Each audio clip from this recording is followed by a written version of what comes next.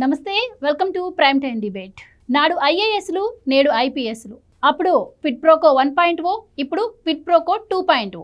అప్పుడు suit case కంపెనీలు, ఇప్పుడు షెల్ కంపెనీలు. ఎవరి గురించి చెప్తున్నాను అనుకుంటున్నారా? అదే అండి, వైఎస్ రాజశేఖర్ రెడ్డి, ఆయన కొడుకు జగన్మోహన్ రెడ్డి గారి గురించి. నాడు వైఎస్ రాజశేఖర్ రెడ్డి గారి హయాంలో మనం చూసాం ఏ విధంగా ఐఏఎస్లు బలైపోయారు అని. ఇప్పుడు జగన్మోహన్ రెడ్డి గారి టైంలో కూడా అదే రిపీట్ అవుతుంది. కాకపోతే పోస్టులు మారాయి అంతే. ఐపీఎస్లు బలవుతున్నారు, అలాగే కొంతమంది సస్పెండ్ అవుతున్నారు. అసలు లోపం ఎవరిలో ఉంది? ఇటు జగన్మోహన్ రెడ్డి గారిలోనా, లేదంటే ఆఫీసర్స్లోనా? ఇలాంటి విషయాలన్నీ కూడా ఈరోజు డిబేట్లో చర్చిద్దాం. మనతో పాటు డిబేట్లో పార్టిసిపేట్ చేసేందుకు స్టూడియోలో ఉన్నారు సీనియర్ జర్నలిస్ట్ దుర్గా కుమార్ గారు, అలాగే మరో సీనియర్ జర్నలిస్ట్ డివి శ్రీనివాస్ గారు. నమస్కారం సార్. నమస్కారం మా గాడ్ని, మన వీక్షకులు నమస్కారం సార్. నమస్తే సార్. దుర్గా కుమార్ గారు, ఇప్పుడు మనం చూస్తూ ఉంటే జగన్మోహన్ రెడ్డి గారి హయాంలో చాలామంది ఐపీఎస్ ఆఫీసర్లు కూడా సస్పెండ్ అయినటువంటి పరిస్థితి. ఈరోజు చూస్తే పిఎస్ఆర్ ఆంజనేయులు గారు అరెస్ట్ అయ్యారు. అండ్ ఎలక్షన్స్కి ముందు కూడా మనం చూసాము, ఒక పార్టీకే వాళ్ళు కొమ్ము కాస్తున్నారు అన్న ఉద్దేశంతో ఎలక్షన్ కమిషన్ కూడా చాలామందిని దూరం పెట్టినటువంటి పరిస్థితి, విధుల్లో పాల్గొనకుండా. సో ఎలా చూడొచ్చు అంటారు? ఎందుకు ఒక రాజశేఖర్ రెడ్డి గారి హయాంలో అప్పుడు, ఇప్పుడు జగన్మోహన్ రెడ్డి గారి హయాంలో వ్యవస్థలు ఈ విధంగా నిర్వీర్యం అవుతున్నాయి అంటే లోపం ఎవరిలో ఉందంటారు? లోపం మొదటగా రాజశేఖర రెడ్డి గారి కుటుంబంలోనే ఉందని చెప్పాలమ్మా. ఎందుకంటే నేను 79 నుంచి దాదాపు ఇప్పటికి 10 మంది ముఖ్యమంత్రులు చూశాను. అప్పుడు చెన్నారెడ్డి గారితో మొదలైంది. అట్లా కోట్ల విజయభాస్కర్ రెడ్డి, నేదురుమల జనార్దన్ రెడ్డి, భువనం వెంకట్రామ, అంజయ్య, రామారావు గారు, మళ్ళీ చంద్రబాబు నాయుడు గారు, ఇట్లా చాలామంది చూసాం రాజశేఖర రెడ్డి గారు. వీళ్ళ కుటుంబం వచ్చినప్పుడు మాత్రమే ఇలాంటి పరిస్థితి వచ్చింది. గతంలో ఇప్పుడు వెంగళరావు గారు, ఇప్పుడు కూడా ముఖ్యమంత్రులు ఐఏఎస్ ఆఫీసర్లు కానీ ఐపీఎస్ ఆఫీసర్లు కానీ ఇబ్బంది పెట్టేటువంటి పనులు చేయించేవాళ్ళు కాదు. వాళ్ళని కూడా వాళ్ళ బిడ్డల్లాగా చూసేవాళ్ళు. ఏదన్నా తప్పుడు పని చేస్తే రేపు మనం పదవిలోంచి దిగిపోతాం, వాళ్ళు ఇబ్బందుల్లో పడతారు.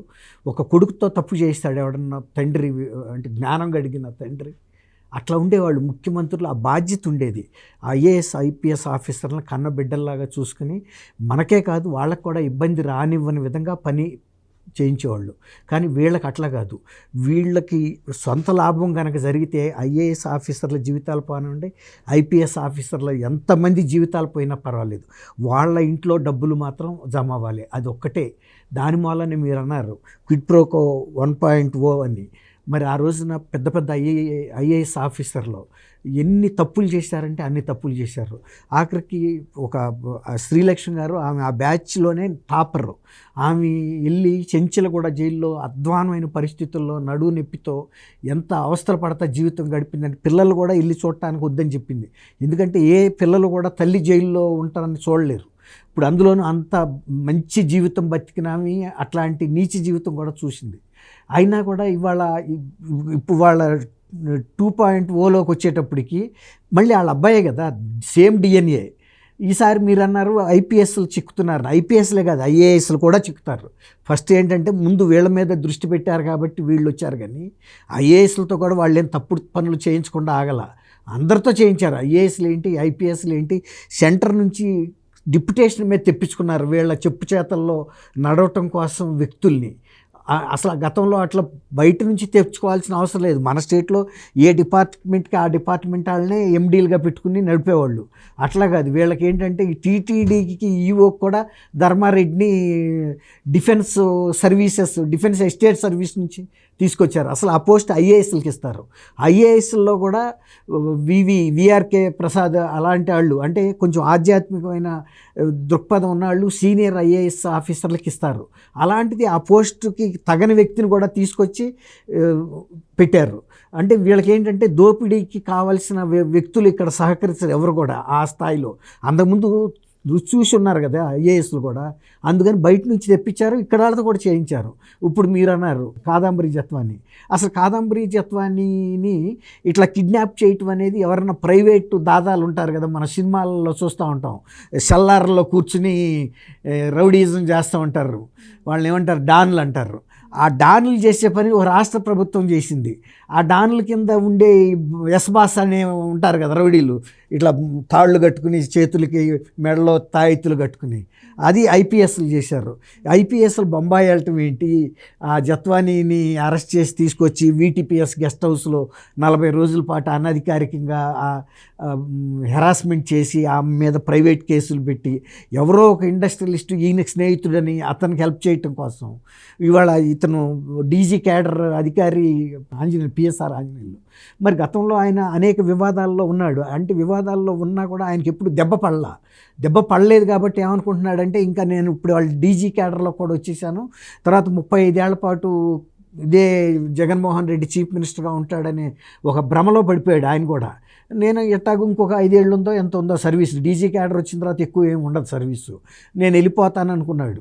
అనుకునేటప్పటికి ఇవాళ సస్పెన్షన్ అవ్వాల్సిన పరిస్థితి వచ్చింది. ఆయన ఒక వివాదం కాదు కదా, ఇది రఘురామ గారి టార్చర్ కేసులో ఆయన ఉన్నాడు, చంద్రబాబు నాయుడు గారి కేసులో ఉన్నాడు, తర్వాత ఎంప్లాయీస్ లీడర్స్ అసోసియేషన్ లీడర్స్ని గన్తో పేల్చేస్తా అని భయపెట్టాడంటే, ఎవరన్నా ఎంప్లాయీస్ వాళ్ళ వేతనాల కోసం పెంచుకోవటం కోసం ప్రభుత్వాలతో మాట్లాడుకుంటారు, సంస్థాయిలో రిక్వెస్ట్ చేసుకుంటారు. అతనేదో వీళ్ళకి శత్రువు అయినట్టు, ఏదో ఆగర్భ శత్రువు, వర్గ శత్రువు అయినట్టు ఆయన్ని పటమట పోలీస్ స్టేషన్కి పిలిపించి ఫోన్ మీద మాట్లాడించి, ఆ విశాల్ గున్ని అనే జూనియర్ ఆఫీసర్ని నువ్వు వెళ్ళి ఆ అమ్మాయిని తీసుకొస్తే తప్ప నీకు నేను ప్రమోషన్ ఇవ్వను, లేకపోతే ఇక్కడ నుంచి రిలీవ్ చేయను. ఆయన అసలు యాక్చువల్గా వైజాగ్ ట్రాన్స్ఫర్ అయ్యాడు. ఆ రిలీవ్ చేయాలంటే కండిషన్ పెట్టాడు ఇతను. అట్లాగే కాంతిరాణి టాటా వీళ్ళందరినీ కూడా మిస్యూజ్ చేశాడు. ఇప్పుడు ఒక డీజీ క్యాడర్ అధికారి చెప్పినప్పుడు DIG cadre, IG cadre officer కానీ, ఎస్పీ క్యాడర్ ఆఫీసర్ కానీ వింటారు. ఎందుకంటే పోలీస్ డిపార్ట్మెంట్లో ఉండేటువంటి డిసిప్లిన్ అట్లాంటిది. వాళ్ళు మరి ఇవన్నీ చూసిన తర్వాత రేపు ఎవడన్నా కూడా రిటర్న్గా ఆర్డర్ ఇస్తే తప్ప చేయకూడదు. ముఖ్యమంత్రి అతనికి చెప్పి ఉండొచ్చు పిఎస్ఆర్ ఆంజనేయులకి చేయమని. ఇవాళ ఏం పరిస్థితి వచ్చింది, ఇప్పుడు పిఎస్ఆర్ ఆంజనేయుల్ని నేను అరెస్ట్ చేసి తీసుకెళ్తే అతనికి కొంచెం అన్నీ విడిచేసినాడు కాబట్టి వెళ్ళాడు. కానీ ఒక డీజీ క్యాడర్ అదే అంతకుముందు హైకోర్టు ముందు వెళ్ళి నుంచున్న డీజీ గౌతమ్ సవాంగ్, కనీసం గౌతమ్ సవాంగ్ హైకోర్టు ముందుకు వెళ్ళినప్పుడు తలోంచుకు నిలబడ్డాడు సిగ్గుకి.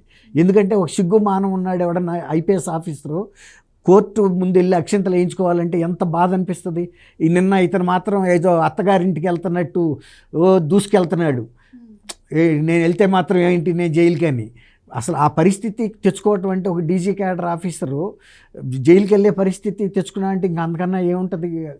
పని చేసింది ఏమన్నా మంచి పని?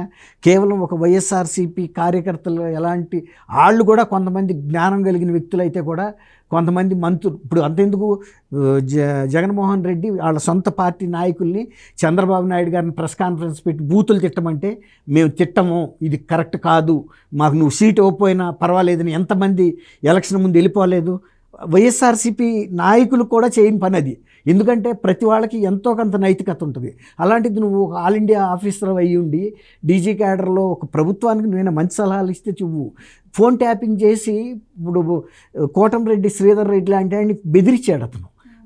ఇప్పుడు నువ్వు ఒక డీజీగా ఫోన్ ట్యాప్ చేస్తే కూడా చేసావు, అది నీవు వృత్తిలో భాగం అనుకుందాం, నీ ఉద్యోగంలో భాగం అనుకుందాం. కానీ నీకు డైరెక్ట్గా కోటంరెడ్డి శ్రీధర్ రెడ్డికి ఫోన్ చేయాల్సిన అవసరం ఏముంది? నీ ఇన్ఫర్మేషన్ ఏదైతే ఉందో నువ్వు నీ హోమ్ మినిస్టర్కి ఇవ్వు, లేకపోతే చీఫ్ మినిస్టర్కి ఇవ్వు పర్సనల్గా. అది అంతేగాని నువ్వు నా దగ్గరికి వస్తే నేను మాట్లాడే అంటే ఇట్లాంటి పొలిటికల్ రాయబారాలను బేరసారాలు కూడా చేశాడు ఇతను. ఒక ఐపీఎస్ ఆఫీసర్కి తగని పని అది. శ్రీధర్ రెడ్డి ఒక సీనియర్ శాసనసభ్యుడు ఏమనుకున్నాడు అంటే, ఇతను చాలా నేను డీజీ క్యాడర్లో ఉన్నా కాబట్టి శ్రీధర్ రెడ్డిని నువ్వు నా దగ్గరికి వస్తే నేనే మాట్లాడేవాడిని కదా, నువ్వు ఆయనతో ఈ మాట ఎందుకు మాట్లాడావు, ఆ మాట ఎందుకు మాట్లాడావు అని ఎదురు ప్రశ్నలో అతను ఇంకా గౌరవం ఉంచాడు శ్రీధర్ రెడ్డి. అదే కనుక బయటకు కూడా చెప్పాడు, ఇంకా గౌరవం ఉంచడం ఉంది, ఇతను ఒక బ్రోకర్ పని చేస్తున్నాడు, ఒక డీజీ ఇంటెలిజెన్స్లో ఉండే అని చెప్పి. ఆ రోజునే ఇతను నిజ రూపాలన్నీ బయటకు వచ్చినాయి. చేయకూడని పనులు చేయటం వలన మరి ఐపీఎస్ ఆఫీసర్ అనేవి స్పెషల్ ప్రివిలేజెస్ ఏమి ఉండవు. నేరం చేసిన తర్వాత ఎవడైనా ఒకటే. ఇంకా ఇతని మీద రావాల్సినవి కూడా ఇంకా అనేకం ఉన్నాయి కాబట్టి అవి కూడా బయటకు వచ్చినాడు. అసలు ఈ దాదాపు ఒక 3-4 నెలల పాటు కూడా ఈయనకి బెయిల్ వస్తుందన్న సూచన కూడా కనపట్టలేదు. ఎందుకంటే దానితో ఇంకోటి ఏంటంటే, ఒక పోలీస్ ఆఫీసర్గా నీకు సంక్రమించిన అధికారాలు రాజ్యాంగపరంగా వచ్చినాయి, వాటిని నువ్వు వ్యక్తిగతంగా దుర్వినియోగం చేసి ఇతరుల్ని అంటే వ్యక్తుల్ని ఇబ్బంది పెట్టడం అంటే ఓ రకంగా అది డబల్ తప్పు. ఒక సివిలియన్గా నువ్వు చేసావు. దానితోడు ఇవాళ వైఎస్ఆర్సీపీ దిగిపోయిన తర్వాత కూడా అతను డిపార్ట్మెంట్లో ఇన్ఫర్మేషన్ తీసుకుని వైఎస్ఆర్సీపీ నాయకులు ఎవరైతే నేరాలు ఘోరాలు చేస్తున్నారో వాళ్ళని పారిపోవటానికి వాళ్ళ గైడెన్స్ ఇవ్వటం.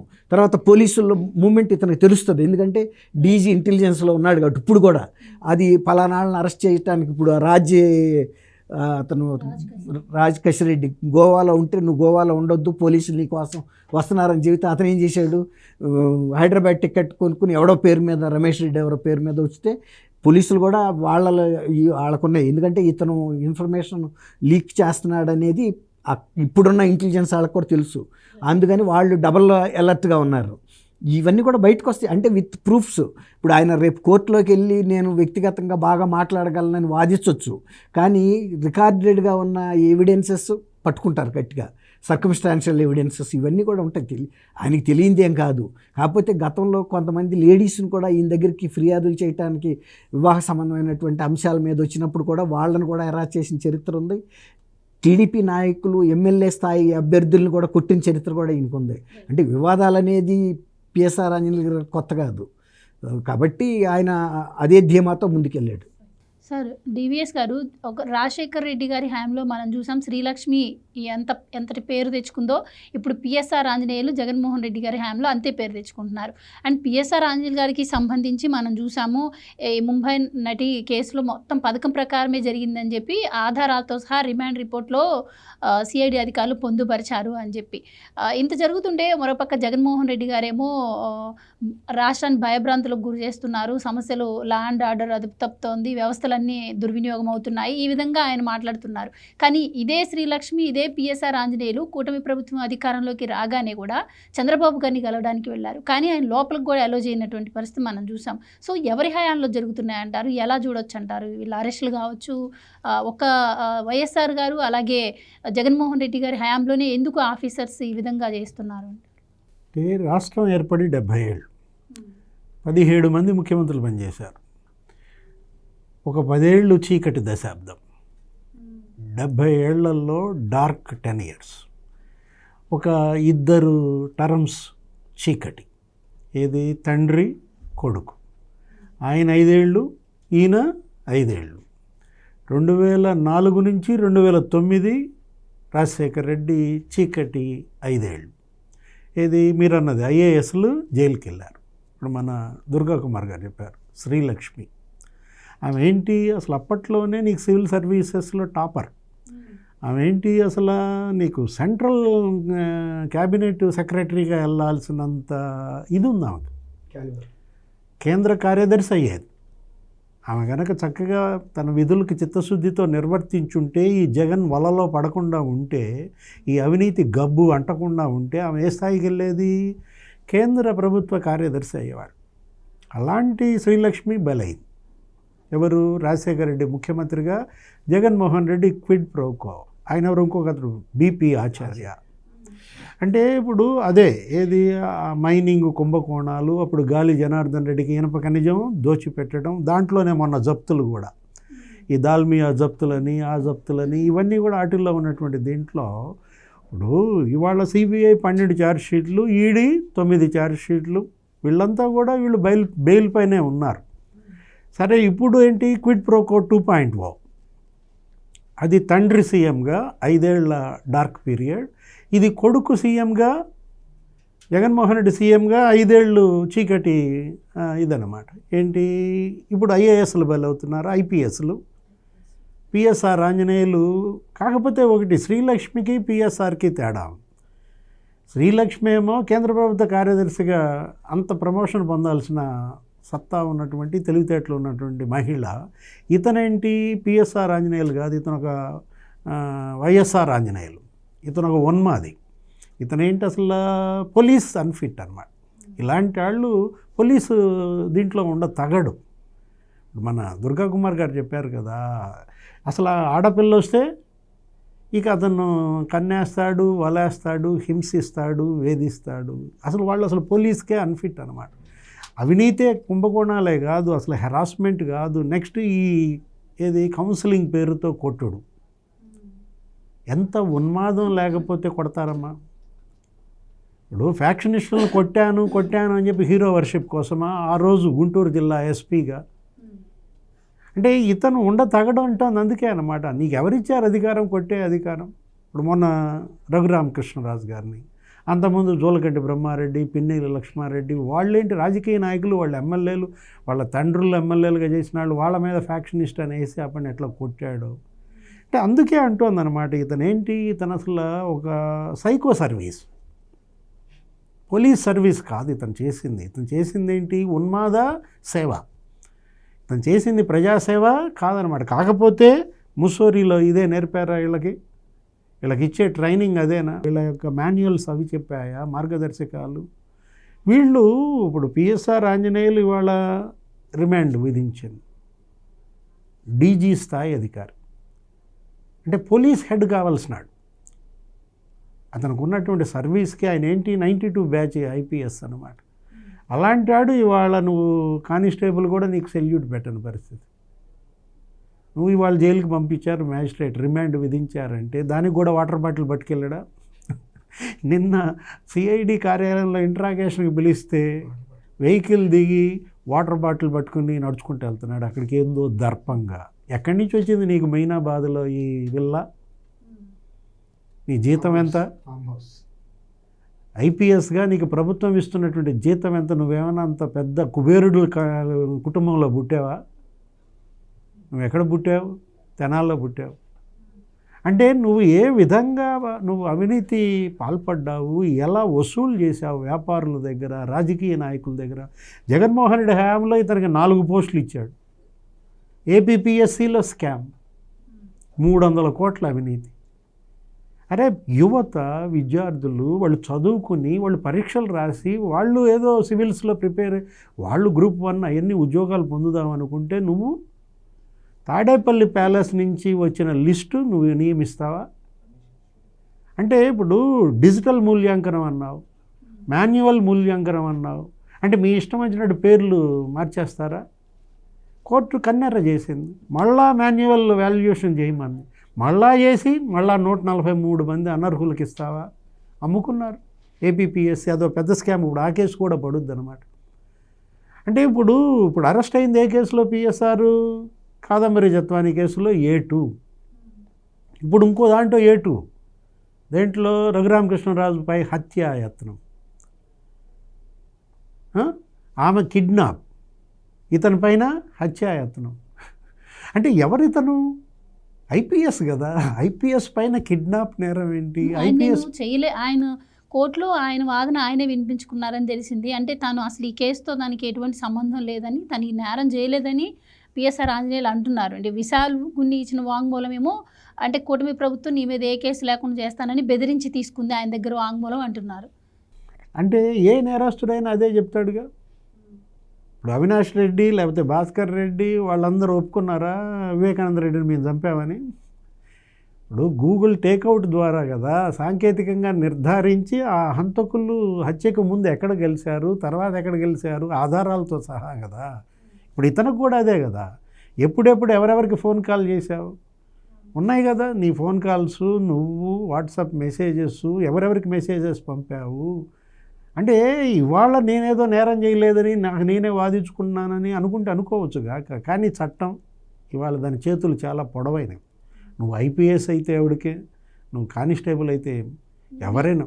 మీరు అన్నట్టు ఇప్పుడు ముంబైకి వెళ్ళి జత్వాని ఇంటి దగ్గర పోలీసు అధికారులతో ఈయన మాట్లాడింది కావచ్చు వాళ్ళ ఫోన్లో, అండ్ ఇక్కడ Vishal గున్నీతో, Kanti Rana టాటాతో phone call data అంతా ఆఫీసర్స్ దగ్గర ఉంది అంటున్నారు. ఇంకా అసలు ఈ కేసుల్లో మరి ఈయన బయటకు వచ్చే అవకాశమే లేదంటారా? జనవరి 31న తాడేపల్లి సీఎం ఆఫీస్లో అదే ప్యాలెస్లో ఇతను ఉన్నాడా లేదా? Google takeout. ఆయన కాంతిరాణ టాటాను పిలిపించుకున్నాడా లేదా? Phone call, message. Kanti Rana Tata Vishal గున్నీని పిలిపించాడా లేదా? ఉన్నాయి కదా ఆధారాలు. ముగ్గురి ఫోన్ లొకేషన్ ఏంటి? తాడేపల్లి ప్యాలెస్. ఇది ఎవరు చెప్పారు? విశాల్ గున్నీ చెప్పాడు. ఇక్కడ లొకేషన్స్ నిర్ధారించబడుతున్నాయి. మీరు అక్కడ కలిసిన మాట వాస్తవం, కలవలేదని చెప్తాడా? ఇప్పుడు ఇవాళ మ్యాజిస్ట్రేట్కి నేను అసలు ఆ రోజు జనవరి 31 జగన్మోహన్ రెడ్డి ఇంటికి వెళ్ళలేదని చెప్తాడా?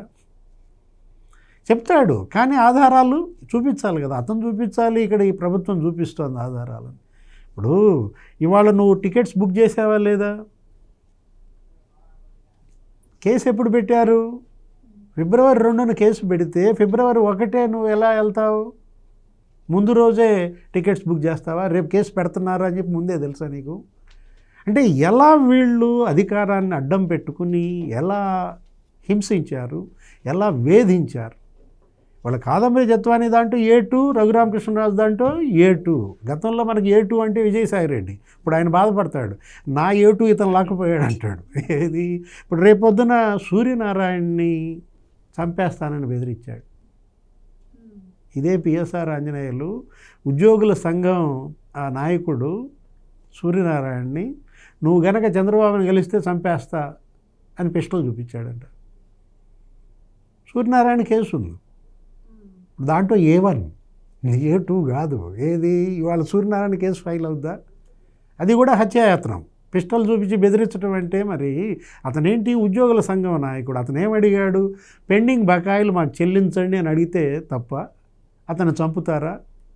చంద్రబాబుని కలవద్దంటావా? బెదిరించింది ఉంది కదా ఆధారం. ఏది ఫోన్ మెసేజ్లు ఉన్నాయి కదా, ఫోన్ కాల్స్ ఉన్నాయి కదా. అది కూడా మూవ్ చేస్తున్నట్టే వార్తలు వస్తున్నాయి. కోటంరెడ్డి శ్రీధర్ రెడ్డిని నువ్వు మరి ఫోన్ చేసావా లేదా? నువ్వు పలానాడితో కాంట్రాక్టర్తో ఇట్లా మాట్లాడావని చెప్పి ఆడియో రికార్డింగ్ వినిపించాడా లేదా? ట్యాపింగ్, ఫోన్ ట్యాపింగ్ కేసు రెడీగా ఉంది. అంటే ఇవాళ ఇతని పైన ఎన్ని కేసులు పడతాయి అంటే చేసిన తప్పులన్నీ, పాల్పడిన నేరాలు అన్నీ. మరో 30 ఏళ్ళు జగన్మోహన్ రెడ్డే సీఎంగా ఉంటాడన్న భ్రమల్లోకి వెళ్ళి శ్రీలక్ష్మి బలైంది, ఇప్పుడు పిఎస్ఆర్ ఆంజనేయులు బలయ్యాడు. కాకపోతే జగన్ చెప్తాడు, మీరు అన్నారు ఇందాక ఏమని, అరెస్ట్ అవ్వండి, కేసులు పెట్టించుకోండి, నేను అరెస్ట్ అయ్యా, నేను పెట్టించుకున్నా, నేను ముఖ్యమంత్రి అయ్యా, మీరు అవుతారు. అంటే పిఎస్ఆర్ ఆంజనేయులు రేపొద్దున మళ్ళీ ముఖ్యమంత్రి అవుతాడా? రైట్. అయితే ఆఫీసర్స్ పరిస్థితి ఎట్లా ఉంటే ఇంకా సూట్ కేస్ కంపెనీల విషయానికి వస్తే రాజ్ కసిరెడ్డి ఈరోజు మొత్తం నిజాన్ని కూడా ఒప్పేసుకున్నట్టు తెలుస్తోంది. తను ఏ విధంగా చేశాను, ఎవరు చెప్తే చేశాను, ఇది ఏదైతే పాలసీ ఉందో అలాగే ప్రభుత్వ పార్టీకి ఫండ్ వచ్చే విధంగా కూడా ఈ పాలసీ రూపొందించమని జగన్మోహన్ రెడ్డి గారు చెప్పారని కూడా ఆయన చెప్పడం జరిగింది. సో ఎలా ఉండబోతుంది అంటారు? ఈ దీంట్లో పక్కాగా జగన్మోహన్ రెడ్డి గారు ఫిక్స్ అవబోతున్నారంటారా? ఇప్పుడు ఎండ్ బెనిఫిషరీ ఎవరు, కన్క్లూజివ్గా ఎవరనేది అనుకుంటున్నారు ఇప్పటివరకు. అసలు బిగినింగ్లోనే చెప్పేశాడు ఎవరు, కసిరెడ్డి రాజశేఖర్. ఎలా చెప్పాడు? అసలు యాక్చువల్ మూలం ఏంటంటే ఈ గవర్నమెంట్ మారంగానే ఆగస్టులోనే మేము సమావేశం ఏర్పాటు చేసుకున్నాం. జగన్మోహన్ రెడ్డి గారు మీరంతా కూర్చుని పురమాయించాడు కొంతమంది వ్యక్తులకి, ఎవరికి, విజయసాయి రెడ్డికి, మిథున్ రెడ్డికి, తర్వాత ఇతనికి, తర్వాత వాసుదేవరెడ్డిని కూడా పిలిపించారు అప్పటికి దీంట్లో వేయటానికి. దానికి అసిస్టెంట్గా ఉన్న వాసుదేవరెడ్డి అసిస్టెంట్ పేరేంటి, అతను సత్యప్రసాద్. వీళ్ళందరికీ కూడా ఒక అసైన్మెంట్ ఇచ్చాడు. టాస్క్ కూడా చెప్పాడు. టార్గెట్ ఏంటంటే ఈ మద్యం అనేది చాలా అత్యధికంగా వచ్చే ఆదాయం, ఇది ప్రభుత్వానికి కొంత వెళ్తే కూడా మిగిలింది మనకి, మన పార్టీకి వచ్చేలాగా మీరు ఆ విధాన రూపకల్పన చేయండి. ఆ సిస్టమ్ అంతా మీరు ఈ 5 ఏళ్ళు నడపాలి. దానికి కావాల్సినటువంటి ఒక సిస్టమ్ని డెవలప్ చేసుకోండి, ఛానల్స్ని అని ఆ బాధ్యత అప్పచెప్పినప్పుడు 2 సార్లు మీటింగ్ కూడా విజయసాయిరెడ్డి గారి ఇంట్లో, ఒకసారి హైదరాబాద్లో జర్నలిస్ట్ కాలనీలో జూబ్లీహిల్స్లో, ఒకటి అక్కడ ఆయన విల్లాలో. పర్సన్స్ మాత్రం వీళ్ళే. కాబట్టి ఎండ్ బెనిఫిషరీ ఎవరు అని ఇతను విజయసాయిరెడ్డి ఏం చెబుతున్నాడు, కర్త కర్మ క్రియ కసిరెడ్డి అని చెబుతున్నాడు. కసిరెడ్డి ఏం చెబుతున్నాడు, ఇది మాకు ఒక టాస్క్ ఇచ్చారు, ఆ టాస్క్లో నేను కూడా ఒక మెంబర్ని కాబట్టి నేను పనిచేసిన మాట వాస్తవం, మానిటరింగ్ చేసిన మాట వాస్తవం. తర్వాత ఈ డిస్టిలరీస్లో ఎవరెవరికి ఎట్లా ఆర్డర్లు ఇవ్వాలనేది కూడా మాకు చెప్పారు. ఎవరైతే మనకి బాగా కిక్ బ్యాక్స్ ఇస్తారో ఆ డిస్టిలరీస్నే ప్రోత్సహించండి. గతంలో లాగా కిక్ బ్యాక్స్ ఇవ్వని డిస్టిలరీస్ ఏమైనా ఉంటే దాన్ని బ్లాక్ లిస్ట్లో పెట్టేసి పంపించేసేయమని చెప్పేశారు. అట్లా బిగినింగ్ నుంచి వాళ్ళ అమ్మకం జరిగే వరకు కూడా ప్రతిరోజు ఎంత సీక్రెట్గా జరగాలంటే, ఇది డాన్ ఉంటారు చూస్తారు, సీక్రెట్ డాన్స్.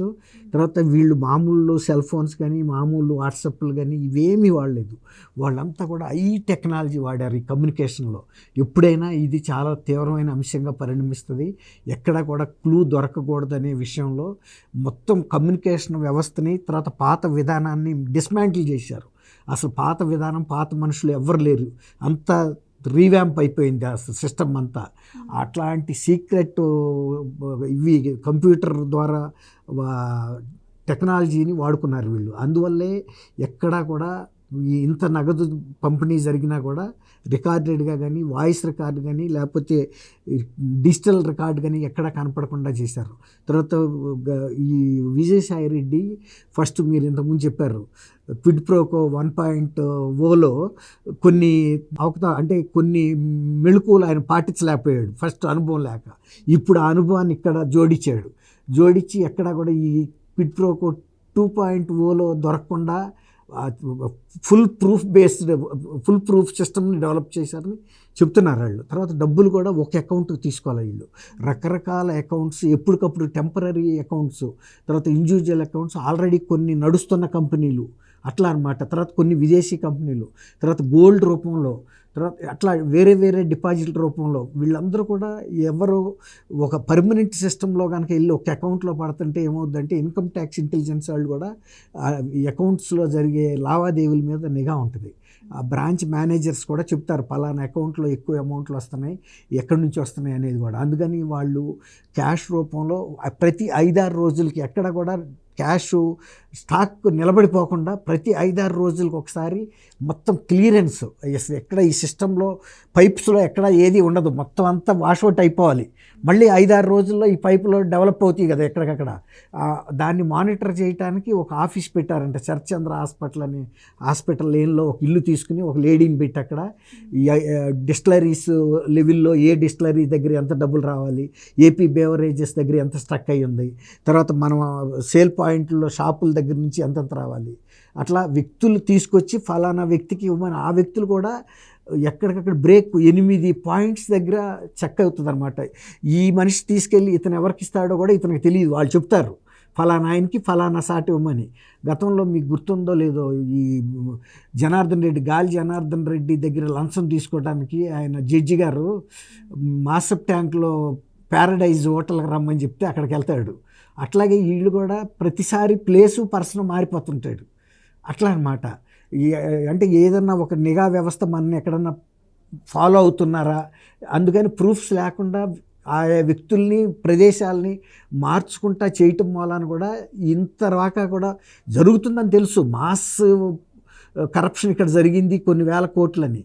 ఆయన ఇప్పుడు వీళ్ళు ఫస్ట్ విజయసాయి రెడ్డి గారు మొదటి సమావేశంలోనే సేల్ అనేది ఎక్కడెక్కడి నుంచి ఎంత జరుగుతుందో తెలిసి నెలకి 50 నుంచి 60 కోట్ల రూపాయల ముడుపులు మనకు వస్తుందనేది ఒక ప్రాథమిక అంచనాకు వచ్చారు వాళ్ళు. ప్రతి నెల 50-60 కోట్లు అంటే సునాయాసంగా, అంటే అతిగా కష్టపడకుండా కూడా వచ్చే పరిస్థితి ఉందనేది ఒక లెక్కకు వచ్చారు.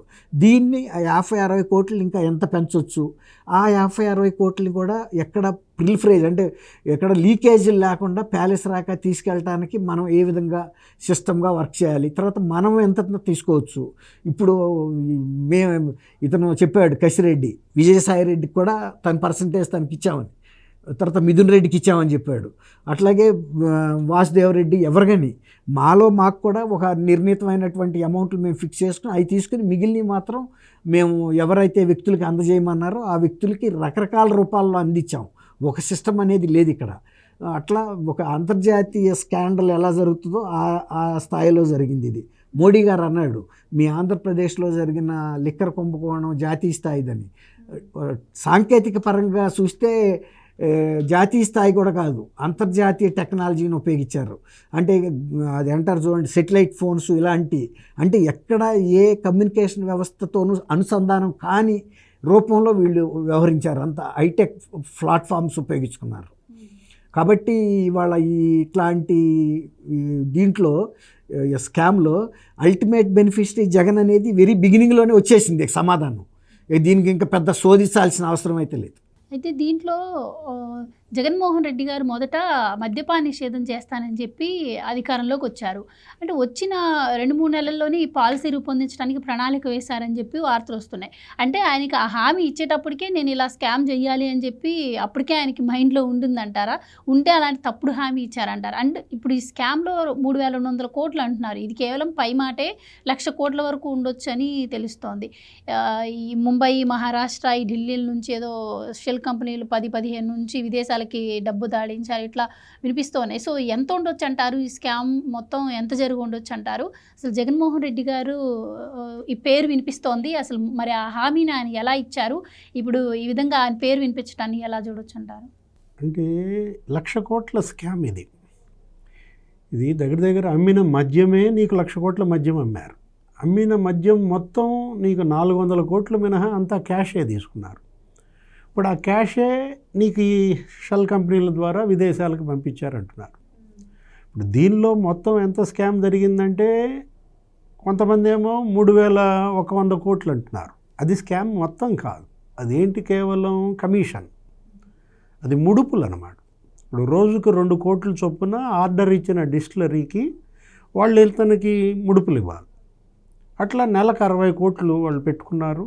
నెక్స్ట్ ఆ మొత్తం 4 ఏళ్ల 2 నెలల్లో ఏం వసూలు చేశారు అంటే ఎన్ని నెలలు, 50 మంత్స్ అనమాట. 50 నెలల్లో వీళ్ళు ఎంత వసూలు చేశారు, 3,113 కోట్లు కేవలం అవి కమిషన్లు అనమాట. అంటే ఇప్పుడు తయారీ వీళ్ళే, అంటే అది తయారీకి అయ్యే ఖర్చు ఎంత, 20 రూపాయలే, కానీ అమ్మింది ఎంతకి, 220కి.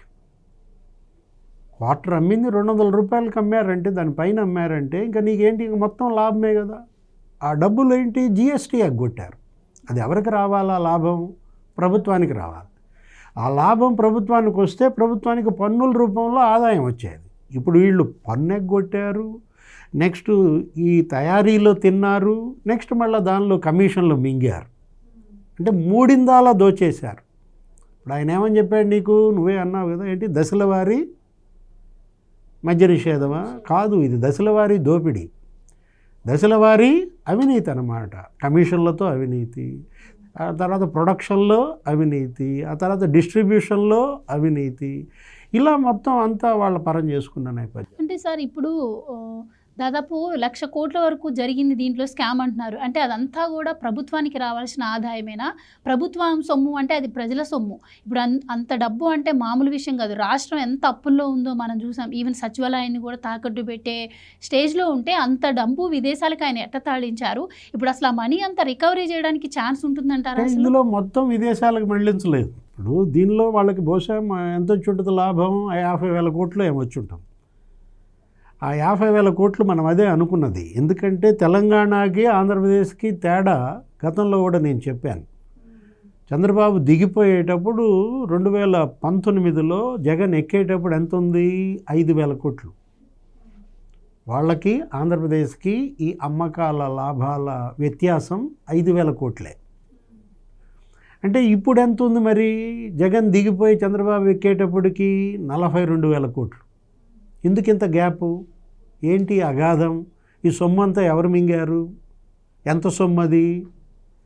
42,000 కోట్లు మైనస్ 5,000 కోట్లు ఎంత, 37,000 కోట్లు మింగేశారు. ఇక్కడే నీకు కనపడుతుంది కదా. ఈ 37,000 కోట్లు ఎవరికి రావాలి, ప్రభుత్వానికి రావాలి, పన్నుల రూపంలో లేకపోతే తయారీ లాభాల రూపంలో రావాల్సిన సొమ్ము వీళ్ళు మింగారు. ఇప్పుడు ఈ మొత్తం నువ్వు విదేశాలకు ఎలా మళ్లించారంటావు? మొత్తం మళ్లించలేదు. దీంట్లో కొన్ని ఏం చేశారు, హాస్పిటల్స్లో పెట్టుబడి పెట్టారు. కసిరెడ్డి రాజు భార్య దివ్యారెడ్డి అరెటో హాస్పిటల్స్, అతని పేరు ఏదో ఉంది, జితేందర్ రెడ్డో ఏదో ఉంది. అతని దగ్గర పెన్ డ్రైవ్, హార్డ్ డిస్క్లు అన్నీ కూడా స్వాధీనం చేసుకున్నట్టున్నారు. ఎంత పెట్టారు పెట్టుబడి ఏంటి అనేది బయటికి రావాలి. ఒక ఆరెటోనన్నా ఇంకెన్ని హాస్పిటల్స్లో పెట్టారు. అట్లాగే ఈస్ట్ నవీ ఇన్ఫ్రా, విన్నావా ఆ పేరు?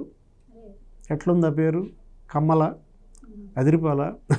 అంటే ఈస్ట్ నవీ ఇన్ఫ్రా పేరుతో ఆ ఇన్ఫ్రా రంగంలో అదే రియల్ ఎస్టేట్, మొత్తం రియల్ ఎస్టేట్లో డంప్ చేశారు కొంత అమౌంట్.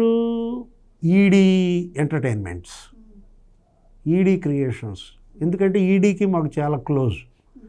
ఈడీ అంటే మాకు ఇష్టం, మేమంటే ఈడీకి ఇష్టం. ఈడీ అంటే నువ్వు మళ్ళా ఎన్ఫోర్స్మెంట్ డైరెక్టరేట్ అనుకునేవు. ఆ వీళ్ళు మార్చారు దానికి అబ్రివేషన్, ఎంటర్టైన్మెంట్ అని ఇచ్చారనమాట. అంటే ఇప్పుడు ఈడీ ఎంటర్టైన్మెంట్స్ అనేది పెట్టుకుని వీళ్ళు మరి సినిమాలు తీశారు. స్పై, ఎక్కడి నుంచి వచ్చింది ఆ డబ్బు? మన రక్తమే, మన తాగుబోతుల రక్తంతో సినిమాలు తీశారు. అంటే ఇప్పుడు అసలు వాళ్ళని తాకట్టు పెట్టాడు, అది వేరే విషయం, అది ఇంకో కథ. ఇది తాకట్టు పెట్టి 25 ఏళ్ల పాటు ఇక్కడ నేను మద్యం అమ్ముతాను, నేను 25 ఏళ్ళు సీఎంగా ఉంటాను, నేనే మద్యం తయారు చేస్తాను, నాకు కసిరెడ్డి రాజు ఉన్నాడు అని చెప్పి 25,000 కోట్లు అప్పు తెచ్చాడు. ఇప్పుడు ఆ అప్పు తీర్చాలి, మళ్ళీ మనం అంతా కలిసి తీర్చాలి. 25 ఏళ్ళు తాగాలి, వీళ్ళంతా తాగి తీర్చాలన్నమాట. అంటే ఇంకొక 5 హీరోలకు అడ్వాన్స్ ఇచ్చాడు. 5 సినిమాలు తీయాలని మళ్ళీ అప్పుడు అంతా కొబ్బరికాయ కొట్టారు, గుమ్మడికాయ కొట్టల. గుమ్మడికాయ కొట్టేలోపు జైలుకి వెళ్ళిపోయారు, అది వేరే విషయం. ఇప్పుడు ఈ రకంగా వీళ్ళు ఎన్ని కంపెనీలు ఏంటి, ఈ షెల్ కంపెనీలు నువ్వు చూసినట్లయితే అసలు మరీ దారుణంగా నీకు ముంబై బేస్డ్, లేకపోతే బెంగళూరు, ఢిల్లీ, ఇప్పుడు మనం అసలు ఈ పేర్లు కూడా మనం ఎప్పుడు వినలేదు. Volvik multi ventures private limited అంట, క్రిపాటి ఎంటర్ప్రైజెస్ లిమిటెడ్, నెస్నా మల్టీ వెంచర్ ప్రైవేట్ లిమిటెడ్, ట్రిఫర్ ఎంటర్ప్రైజెస్ ప్రైవేట్ లిమిటెడ్, విక్సవ్ ఎంటర్ప్రైజెస్, డికార్డ్ logistics private limited, tex export import private limited, Deepak enterprises, Vishal enterprises, lavish enterprises, కేరాజ్ enterprises private limited, Arroyo service private limited. ఇన్నావు అసలు ఈ పేర్లు ఎప్పుడన్నా? Easy load network private limited. అంటే కొన్నేమో ముంబై, కొన్నేమో ఢిల్లీ. దగ్గర దగ్గర ఇప్పుడు పెట్టిన ఈ కేసులో 29 మంది నిందితుల్లో బై పర్సన్ వ్యక్తులు ఎంతమంది? 10 మందే, 13 మంది ఈ కంపెనీలే. అంటే ఒక 4 జ్యువెలరీ కంపెనీలు. ఏది బంగారం కొన్నాయా? ఏంటి 1000 కోట్ల బంగారం ఎట్లా కొన్నారు వీళ్ళు? New mount gold jewelleries private limited, Ruchita jewellers, brain childs, Vijayasai Reddy brain childs, Malishka gold and jewellery, Mumbai. ఎంత పెట్టుకున్నారు బంగారం? అంటే బంగారంలో పెట్టుబడులు, జ్యువెలరీ బాండ్స్, గోల్డ్ బాండ్స్. అంటే ఎట్లా మద్యం డబ్బు ఎడా పెడా పెట్టుబడులు పెట్టారు. సరే, ఇక మనీ లాండరింగ్ ఎంత అనేది ఈడీ తేల్చాలి. మీ పేరు ఈడీ పేరు మీద సినిమా తీశారు వీళ్ళు. ఇవాళ 4,000 కోట్లు అంటున్నారు. 4,000 కోట్లు మనీ లాండరింగ్ జరిగిందా? దుబాయ్కి 2,000 కోట్లు అన్నారు.